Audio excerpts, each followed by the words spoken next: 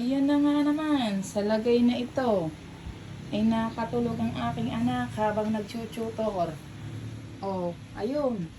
Hanggang sa pinatay na lang ng teacher. Oh, hindi siya naglalaro po ha. Oh, end of call mo siya. Nakatulog na naman ang batang ito. Sigurado. Pagdating sa tutor, sa turo, nakakatulog. Kasi pinag-tutor ko sa English. At ako'y medyo mahina sa mga sounds effect na yan.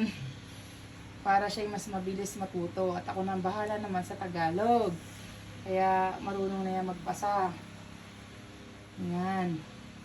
Alam ko yung sound sa Tagalog eh. Ay pagka sa English ay medyo mahina-hina tayo dyan. Ay ayan, halatang halata. Nagsundo kay Ate Miracle. Iniwan ko siya. Ayan na, log 2 na. O, diba? Ganyan yan, o. Tanggalin na natin. Pero, pag naglaro sa kalsada ay inam. Sabi ko sa inyo, walang limit ang takbo niyan. At saka pag scooter, ay talaga namang sasabihin niya namang yanong liksing bata. Ayan, diba? Pagdating na talaga sa pag-aaral ay nilalambot. Ayan, di ba? May ganito ba kayong mga anak? Oh, di ba? Ayan, buti na lang talaga.